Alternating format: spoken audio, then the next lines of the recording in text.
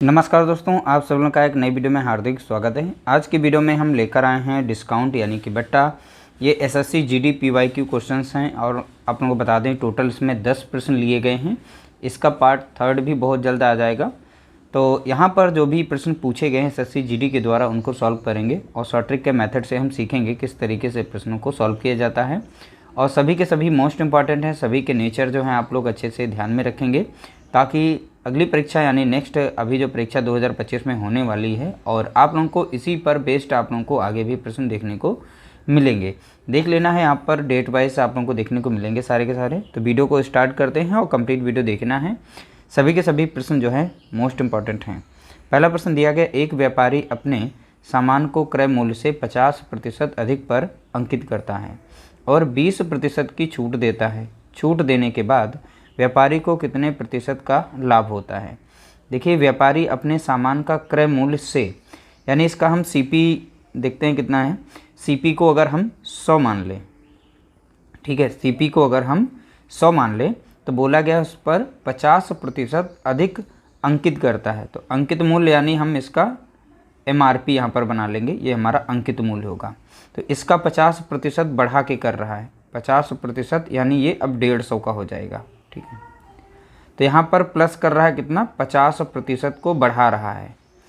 100% का कोई भी चीज़ यानी यहाँ पर कोई व्यापारी कुछ भी सामान था उस पर 50% बढ़ा रहा है, तो अब हो गया वो 150 का। फिर कह रहा है 20% की उस पर छूट देता है। अब यहाँ पर जो है छूट देगा, अब उसका सेलिंग प्राइस हमें निकालना है। तो यहाँ पर 150 का 20% छूट के बाद वो कितने का बेच रहा है, तो प्रतिशत हमें लाभ बताना था, कितने प्रतिशत का लाभ हुआ। लेकिन उससे पहले हमें पता होना चाहिए सेलिंग प्राइस क्या है। तो एमआरपी 150 है, 150 का हम निकाल देंगे कितना, देखिए 20% की जब छूट देगा तो बेचेगा कितने का, 80% पर बेचेगा। तो 80% की वैल्यू निकाल लेंगे तो सेलिंग प्राइस हमारा आ जाएगा। तो 10 से 10 जाएगा, 10 से 10, 15 8 120, यानी उसका सेलिंग प्राइस कितना रहेगा, 120 हो जाएगा। यहाँ पर 20% का क्या दे रहा है, डिस्काउंट दे रहा है यानी छूट दे रहा है, तो ध्यान रखना है। तो अब देखिए एक्चुअल में उसका सीपी क्या था, तो आप बताएंगे वहाँ पर 100 रुपये था। अब वो बिक कितने की रही है, एमआरपी पर यहाँ 50% बढ़ाने के बाद फिर 20% का यहाँ पे छूट दे रहा है, तो अब वो सेलिंग प्राइस कितना है, 120 रुपये का। तो आप यहाँ से यहाँ तक में देखेंगे 100 रुपये की चीज़ को अब 120 में बेचा जा रहा है, तो फ़ायदा कितने का रहा है, 20 का फ़ायदा हो रहा है। तो यही हमारा प्रॉफिट है। अब प्रॉफिट परसेंट निकालने के लिए प्रॉफिट को ऊपर रखेंगे, 20 को किस पर हो रहा है, सीपी पर हो रहा है, तो यहाँ पर हम 100 नीचे रख देंगे, ठीक है, और यहाँ पर 100 से हम गुणा कर देंगे। इस तरीके से 100 से 100 कटेगा तो 20% का हमें हुआ है क्या, प्रॉफिट हुआ है। तो राइट आंसर हो जाएगा हमारा पहला, यहाँ पर करेक्ट आंसर होगा 20% करेक्ट आंसर। अगला प्रश्न पूछा गया, एक वस्तु का अंकित मूल्य उसके क्रय मूल्य से 60% अधिक है। देखिए यहाँ पर सीपी पर बोला गया है, सीपी हम 100 मान लेते हैं और अंकित मूल्य उसके क्रय मूल्य से 60% अधिक है, यानी यहाँ पर एमआरपी जो हमारा दिया गया है ये 60% अधिक है। तो 100 हमने माना है सीपी को, जब 60% अधिक है यानी ये हो जाएगा 160 का। यदि उस वस्तु पर 20% की छूट दी जाए, अब इस वस्तु पर जो है यहाँ पर 20% की छूट दी जा रही है यानी डिस्काउंट दिया जा रहा है, ठीक है। तो उसका सेलिंग प्राइस हमें बताना है क्या होगा यहाँ पर, और फिर उसके बाद हमें लाभ प्रतिशत कितना होगा यह निकालना है, ठीक है। तो देखिए यहाँ पर जब 20% इसका डिस्काउंट निकालेंगे तो 160 का आप यहाँ पर सेलिंग प्राइस निकाल देंगे, एसपी निकल आएगा। तो यानी 20% का डिस्काउंट देने के बाद वो 80% की बिक रही है, ठीक है। 10 कटेगा, 10 कटेगा, 16 8 होता है 128। अब उसका सेलिंग प्राइस कितना हो जाएगा, 128 रुपया। 100 की चीज़ को 128 में बेचा जा रहा है, तो आप यहाँ से यहाँ तक देख रहे हैं कितने का फ़ायदा हो रहा है, तो प्लस 28 का फ़ायदा हो रहा है। प्रॉफिट कितने का हो रहा है, तो आप बताएंगे 28 का। प्रॉफिट परसेंट यानी लाभ प्रतिशत निकालने के लिए लाभ को ऊपर रखेंगे, किस पर हो रहा है, सीपी यानी 100 पर हो रहा है, ठीक है। अब यहाँ पर 100 से गुणा करेंगे प्रतिशत के लिए, 100 से 100 जाएगा, बचेगा कितना, 28%। तो उससे प्रॉफिट कितना हुआ है प्रॉफिट, तो आप बताएंगे 28%, यानी ऑप्शन बी हमारा यहाँ पर करेक्ट आंसर हो जाएगा। अगला प्रश्न पूछा गया, एक कुर्सी का अंकित मूल्य उसके क्रय मूल्य से 20% अधिक है। देखिए यहाँ पर एक कुर्सी का मूल्य जो है यानी MRP क्रय मूल्य से 20% अधिक है, यानी CP को अगर हम 100 मानते हैं तो क्रय मूल्य से 20% अधिक है, तो ये हो जाएगा 120 का। ठीक है, रुपए की। देखिए अब आगे क्या कह रहा है, यदि 20 रुपये की छूट के बाद कुर्सी 220 रुपये में बेची जाती है। देखिए यहाँ पर इस पर 20 रुपये का यहाँ पर छूट दी गई, 20% नहीं, यहाँ बोला गया 20 रुपये की छूट देने के बाद कुर्सी अब 220 रुपये में बेची जाती, तो यहाँ पर निकला है ये SP निकल आया। ठीक है, तो ये सेलिंग प्राइस। अब यहाँ पूछा गया है तो लाभ प्रतिशत कितना होगा, हमें लाभ प्रतिशत बताना है। देखिए इस तरीके से जब भी प्रश्न आएगा, थोड़ा सा ट्रिकी दिया गया था। देखिए छूट ना देने पर विक्रय मूल्य क्या होता, तो सेलिंग प्राइस हमारा देखिए माइनस यहाँ पर 20 रुपये का यहाँ पर डिस्काउंट दिया गया, रुपये कितने का, 20 रुपये का डिस्काउंट, तब जाके वो बिक्री पे है कितना, 220 रुपये का।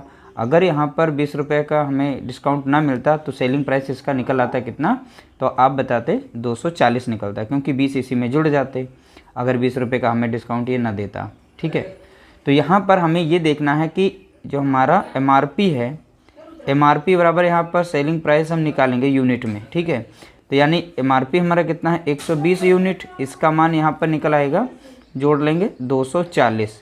अब 240 कैसे बना, अगर ये डिस्काउंट ना देता 20 रुपये का तो भी प्राइस कितने का हो जाता है यहाँ पर, तो हो जाता करेक्ट हमारा ये 240 का, और 240 बराबर हो जाते यहाँ पर MRP के। ठीक है, अब यहाँ पर एक यूनिट का मान हम निकाल सकते हैं, तो 240 को डिवाइड करेंगे 120 से, तो 120 और 100 यहाँ पर 240 को 2 बार में काट देगा, तो एक यूनिट का मान कितना आ जाएगा, 2 आ जाएगा। अब कोई भी वस्तु जो होती है वो 100 यूनिट पर या 100% पर बराबर होती है, तो 100 यूनिट का मान हम निकाल लेंगे, तो 100 यूनिट का मान कितना हो जाएगा, तो एक यूनिट का मान यहाँ पे 2 था, 100 यूनिट का कितना हो जाएगा, तो यहाँ पर हम कर लेंगे 100 से गुणा, तो अब हो जाएगा 200। तो 200 जो हमारा है ये SP निकल आएगा, सॉरी CP निकल आएगा, तो CP इसका हमने बना लिया कितना, 200। ठीक है, और सेलिंग प्राइस हमारा यहाँ पर दिया गया है कितना है, SP 220 यहाँ पे दिया गया था, यानी कि 20 रुपये माइनस करके वो बेच रहा था ना, तो ये था हमारा SP था, तो SP हमारा पहले से निकला था 220। अब यहाँ देखेंगे ये है CP यानी क्रय मूल्य, यहाँ पर है सेलिंग प्राइस, तो दोनों में डिफरेंस देखेंगे कितनी का आ रहा है, 20 का अंतर आ रहा है। तो यही तो हमारा है, 200 की चीज़ को खरीद करके यहाँ बेचा जा रहा है 220 में, तो यहाँ पर 20 का हुआ फ़ायदा यानी प्रॉफिट हुआ। तो प्रॉफिट परसेंट निकालने के लिए प्रॉफिट को ऊपर रखना है, और जो हमारा CP था वो 200 नीचे रखना है। ठीक है, फिर 100 से यहाँ पर गुणा करना है। ठीक है, 100 से 100 कटेगा, 2 कम 2 कटेगा, 2 कम 2 0, तो प्रॉफिट हमारा कितना हो जाएगा, 10% का यहाँ पर होगा हमें क्या, फ़ायदा। तो यानी पहला ऑप्शन हमारा यहाँ पर सही हो जाएगा, ऑप्शन ये हमारा करेक्ट आंसर है। अगला प्रश्न पूछा गया, यदि कोई व्यापारी किसी वस्तु का मूल्य क्रय मूल्य से 50% अधिक अंकित करता है, तो क्रय मूल्य से, तो CP से यहाँ पर MRP जो बनाई जा रही है, CP को अगर 100 मानते हैं और 50% अधिक अंकित करता है, यानी कि इसकी वैल्यू को रखा जाएगा 150 रखा जाएगा। CP को हमने 100 माना, 50% अधिक है तो हमने 150 मान लिया, तो यहाँ पर 50% हम अधिक लिख देते हैं। ठीक है, तो ये 50% अधिक है, तो अब वो 150 रुपये यहाँ पर अंकित हुआ। वस्तु पर 30% की छूट देता है तो उसका लाभ प्रतिशत, अब इस वस्तु पर जो है 30% की छूट देगा तब हमें सेलिंग प्राइस उसका बताना है, और लाभ कितना हो रहा है, लाभ प्रतिशत। ये सब प्रश्न पूछे गए हैं, ध्यान रखिएगा। तो 150 का हम 30% की छूट, तो यानी सेलिंग प्राइस उसका क्या होगा, तो 70 हो जाएगा यहाँ पर, यानी 70% पर वो चीज़ बिक रही है। ठीक है, 10 10 10 10, 15 सत्ते हो जाएगा 105। देखिए 100 रुपये की चीज़ को अब बेचा जा रहा है 105 रुपये, तो फ़ायदा कितने का हो रहा है, तो यहाँ से हमें डिफरेंस देखेंगे हम CP और SP में, तो 5 का डिफरेंस आ रहा है, यानी फ़ायदा कितने का हो रहा है, 5 का हो रहा है। तो प्रॉफिट परसेंट निकालने के लिए प्रॉफिट ऊपर रखेंगे, तो 5 का प्रॉफिट हो रहा है। ठीक है, 100 पर यहाँ पर दिया गया है और गुणा करेंगे 100 से, तो 100 से 100 कटेगा, बचेगा कितना 5%। तो प्रॉफिट कितने का हुआ, तो आप बताएंगे 5% का हमें हुआ है प्रॉफिट। तो इसका ऑप्शन बी करेक्ट आंसर होगा। अगला प्रश्न दिया गया, एक दुकानदार अपने सामान पर 25% अधिक मूल्य अंकित करने के बाद उसे 5% लाभ पर बेचता है। तो दुकानदार जो है यहाँ पर देखेंगे क्रय मूल्य, यहाँ पर MRP मार्क प्राइस, इस पर क्या है, हम मानते हैं यहाँ पर 100 रुपया हमारी जो है CP है कॉस्ट प्राइस, उस पर 25% अधिक मूल्य अंकित करता है। तो 25 यानी कि 125 कर दिया, इसे 25% को बढ़ा दिया यहाँ पर, ठीक है, इसमें 25% को प्लस किया गया है। तो ये हमारा एक नया MRP यहाँ पर बना। अंकित करने के बाद उसे 5% लाभ पर बेचता है। दुकानदार द्वारा दी जाने वाली छूट का प्रतिशत कितना होगा। तो दुकानदार के द्वारा कितने प्रतिशत की छूट दी गई है, ये हमें बताना है। देखिए CP 100 यहाँ पे माना है हमने, 25% बढ़ा के बेचा यानी 125 हो गया। अब दुकानदार जो है CP पर ही वो 5% लाभ ले रहा है इस पर, तो 5% लाभ लेगा यानी अब इसे बेचेगा 105 में, ठीक है, 105 का वो फ़ायदा ले रहा है, लाभ पर बेचता है। तो लाभ कितना ले रहा है, वो ज़्यादा नहीं लाभ ले रहा है, वो 5% का लाभ ले रहा है। तो किस पर ले रहा है, तो CP पर ही ले रहा है, लेकिन एक्चुअल में प्राइस उसने बनाया कितना उस पर है MRP पे 125 का। अब यहाँ पे डिफरेंस देखेंगे कितने का आ रहा है, 20 का अंतर आ रहा है। कितने का अंतर आ रहा है, तो देखेंगे यहाँ पर 20 का अंतर आ रहा है। अब यही अंतर हमारा जो है यहाँ पर डिफरेंस छूट है। तो छूट कितने की दे रखी है उसने, भाई मार्क प्राइस उसने लगा रखा है 125 का, और उसको बता दिया, इसने बताया कि 5% का यहाँ पर लाभ ले रहा है, तो एक्चुअल में बेच रहा है 105 का। अब हमें बताना है यहाँ पर कितने प्रतिशत की छूट दी गई है। तो यहाँ पर छूट है 20 रुपये की एक्चुअल में, देखिए मार्क प्राइस से, यहाँ पर बेच रहा है कितने का, सेलिंग प्राइस में ESP में, ठीक है। तो इस तरीके से हमने यहाँ पर निकाला कि यहाँ पर छूट, तो छूट प्रतिशत हमें निकालनी है। तो छूट कितने की हुई है, 20 रुपये की, ठीक है, किस पर हुई है। अब देखिए छूट तो MRP पर दी गई है ना, तो यहाँ पर MRP हमारी कितनी है 125 रुपया है, और 100 से हम गुणा करेंगे यहाँ पर, ठीक है। तो 25 पंजे हो जाएगा 125, 25 चौका हो जाएगा 100, 5 कम 5 और 5 चौके 20, 4 चौके कितना हो जाएगा 16%। छूट कितने की हुई, तो आप बताएंगे 16% की। तो ऑप्शन हमारा यहाँ पर C करेक्ट आंसर हो जाएगा। अगला प्रश्न पूछा गया, एक खुदरा विक्रेता अपने उत्पादों, ठीक है, उत्पादों पर क्रय मूल्य से 25% अधिक मूल्य अंकित करता है। यदि किसी ग्राहक को 20% की छूट मिलती है तो खुदरा विक्रेता के लिए लाभ प्रतिशत कितना होगा। देखिए खुदरा मूल्य अपने उत्पादों का क्रय मूल्य से, तो CP हम फिर से लेते हैं, CP को हम 100 मानेंगे, ठीक है, इस पर 25% अधिक मूल्य अंकित करता है। तो MRP इसका बन जाएगा 25% अधिक, यानी तो 25% को इसमें जोड़ा जाएगा, तो यानी अब वो बिक रहा कितने का 125 का, ये MRP बन गया। उसके बाद किसी ग्राहक को 20% की छूट दी जा रही है, तो सेलिंग प्राइस उसको बताना है। तो यहाँ पर माइनस किया जा रहा है कितना, 20% का हमें दिया जा रहा है डिस्काउंट, यानी कि छूट दी जा रही है यहाँ पर, ठीक है।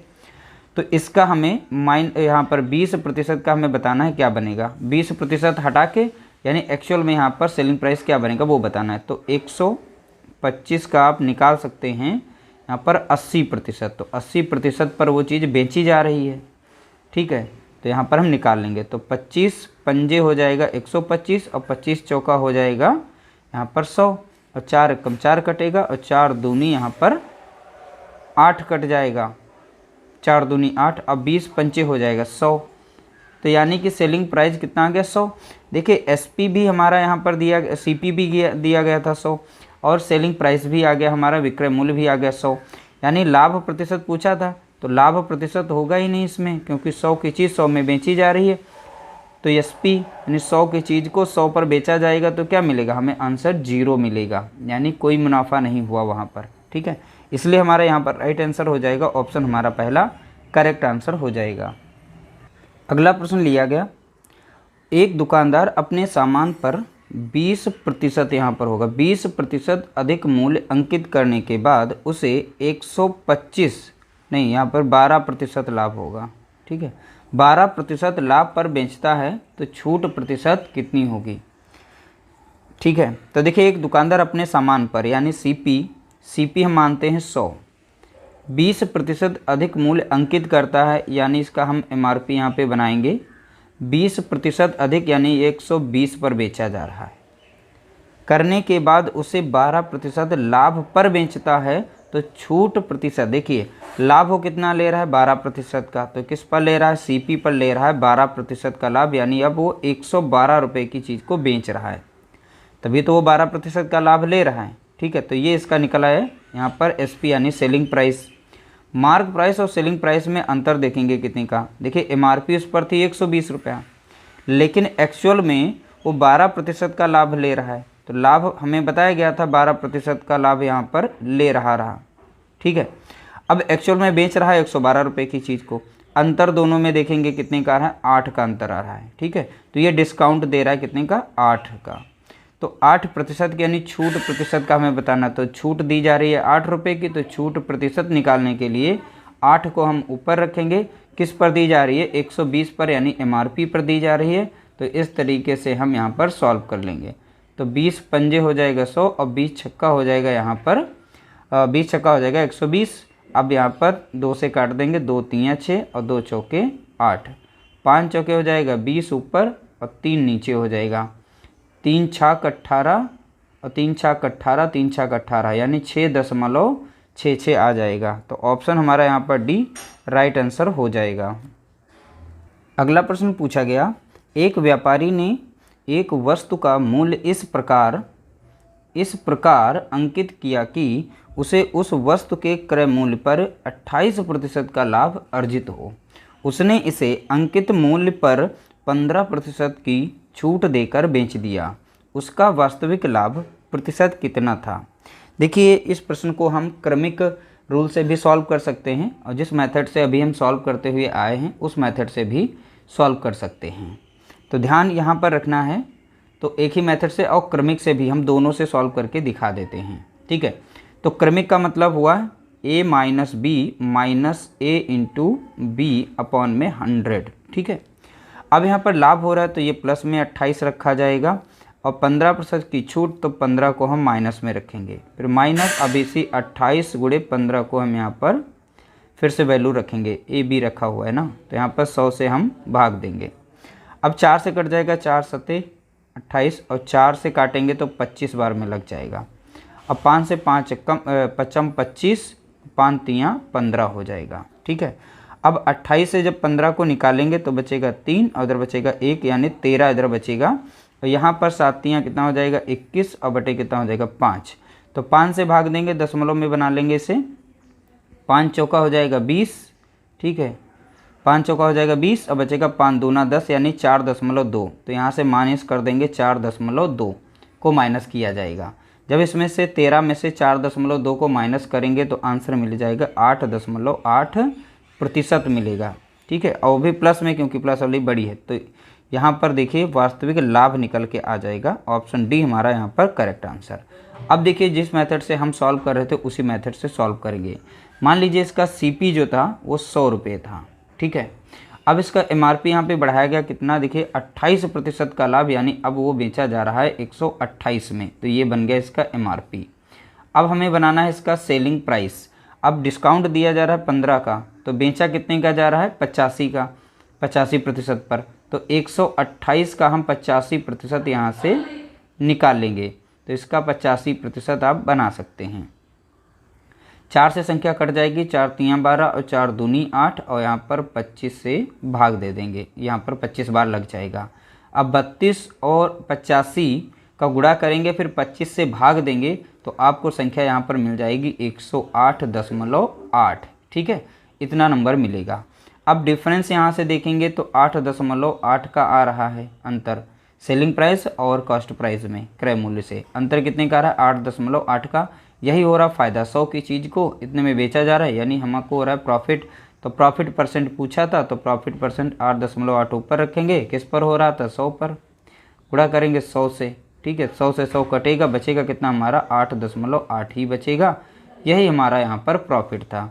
तो हमने क्रमिक मेथड से इसे सॉल्व किया था। जब भी इस तरीके से आया तो क्रमिक मेथड से भी आप सॉल्व कर लें तो आंसर आपका सेम ही आएगा, समय बच जाएगा। अगला प्रश्न पूछा गया, एक दुकानदार ने 2600 रुपये अंकित मूल्य वाले एक टेबल फैन 18% की छूट पर खरीदा। उसने इसका अंकित मूल्य 2800 रुपये रखा और इस पर 15% की छूट दी। इससे उसे कितना लाभ होगा? देखिए, दुकानदार ने 2600 रुपये अंकित मूल्य वाले टेबल फैन को यहाँ पर ख़रीदा गया है 18% की छूट पर, यानी MRP उसका दिया गया था 2600 रुपये, 18% की डिस्काउंट पर ख़रीदा गया। अब वो एक्चुअल में पड़ा कितने का, तो उसका हम CP निकाल लेंगे, कॉस्ट प्राइस, यानी हमको कितने का वो पड़ गया। जब 18% की छूट मिली है, अब वो बिक रहा है, यानी कि यहाँ पर 82% पर बिक रहा है। 100 से 18 को माइनस कर देंगे तो 82% पर हमें बेचा गया, तो एक्चुअल में उसका हमें CP पता चल जाएगा, कॉस्ट प्राइस क्या था। तो 2600 का यहाँ पर निकाल लेंगे 82%, ठीक है, 2600 का 82%। तो देखिए 100 से यहाँ पे 2 जीरो थे, 2 जीरो काट देंगे, तो 2682 का हम यहाँ पर गुणा कर लेंगे, 26 गुणा 82। तो 26 गुणा 82 करेंगे तो हमें मिल जाएगा 2132 रुपये मिलेगा, ठीक है। तो CP हमारा निकल के आ गया पहला कितना, 2132 रुपया। उसने फिर इसका अंकित मूल्य बना दिया MRP कितना, 2800 रुपये। अब उस पर 15% की छूट दी, ठीक है। तो अब यहाँ से फिर से हम निकाल सकते हैं इसका सेलिंग प्राइस कितने पर बेचा गया, तो सेलिंग प्राइस निकाल लेंगे। अब उसका देखिए बेचने का अंकित मूल्य जो है 2800 रुपये दिया गया था, यहाँ पर 2800, इस पर छूट दी गई 15 की, तो यानी वो बिक कितने का रहा है, तो आप बताएंगे 85% पर बेचा गया। तो यहाँ से हम निकाल सकते हैं इसका सेलिंग प्राइस। तो 28 और 85 का गुणा करेंगे, 28 और 85 का गुणा करेंगे तो 2380 मिल जाएगा। कितना मिलेगा, 2380। अब देखिए शुरुआत में उसने ख़रीदा था 2132 रुपये का, अब फ़ायदा कितने का हुआ, यहाँ पर बेचा कितने का है, 2380 का, तो यहाँ पे फ़ायदा कितने का हुआ, अंतर निकाल लेंगे, दोनों का अंतर, यानी कि हम 2380 से 2132 को माइनस करेंगे तो यहाँ पर आएगा 10, यहाँ 2 जाएगा बचेगा 8, 7 से 3 जाएगा बचेगा 4, और यहाँ पर बचेगा कितना, 2 और 0, यानी 284 रुपये का उसे हुआ है फ़ायदा। लाभ ही पूछा गया था, लाभ प्रतिशत नहीं पूछा गया, लाभ पूछा गया।